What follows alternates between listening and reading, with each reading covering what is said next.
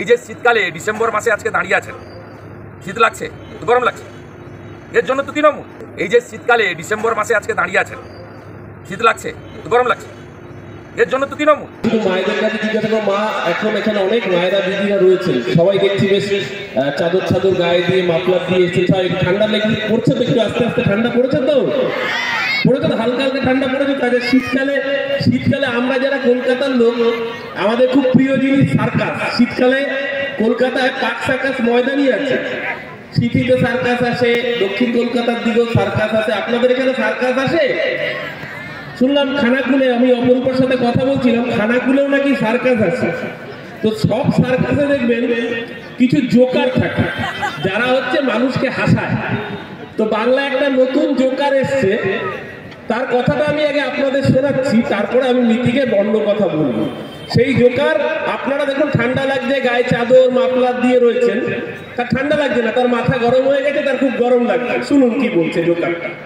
এই যে শীতকালে ডিসেম্বর মাসে আজকে দাঁড়িয়ে আছে, শীত লাগছে, গরম লাগছে, এর জন্য তো তৃণমূল। এই যে শীতকালে ডিসেম্বর মাসে আজকে দাঁড়িয়ে আছে, শীত লাগছে, গরম লাগছে, এর জন্য তো তৃণমূল।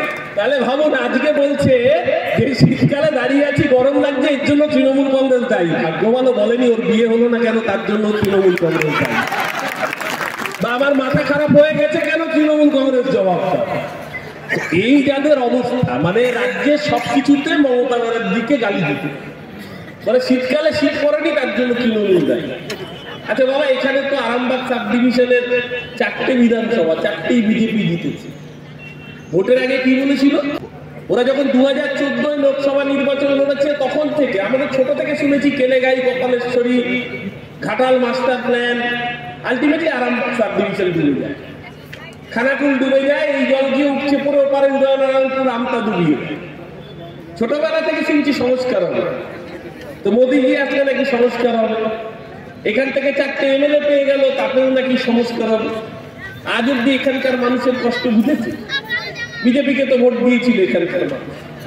2021-এ এখান থেকে ভোট নিয়ে যারা গেছিল, কান খোলা করে শুনে রাখুন, এই মায়ের, আপনারা বলুন তো, এই মায়ের আপনাদের বাড়িতে লক্ষ্মীর ভান্ডারের টাকা ঢোকে মাস গেলে ব্যাংকে? ঢোকে তো? আপনার মেয়েটা কন্যাশ্রী পায় তো? পাচ্ছে তো? এখানে তো বিজেপি ওই কিউতে কয়েকটা পঞ্চায়েত জিতেছে, দেখবেন ওদের যে পঞ্চায়েত, এই যে যারা প্রার্থী হচ্ছে এখন 50% মহিলা, এটাও মমতা ব্যানার্জির সরকার করে দিয়েছে। নইলে ওদের বিজেপির যারা পঞ্চায়েতের মহিলা মেম্বার, তারা মেম্বার হতে পারতো না যদি না রাজ্যের মুখ্যমন্ত্রীর নাম মমতা ব্যানার্জি হতো, তাহলে ভোটেই দাঁড়াতে পারতো না যদি না শিক্ষা মহিলাদের জন্য সংরক্ষিত হতো।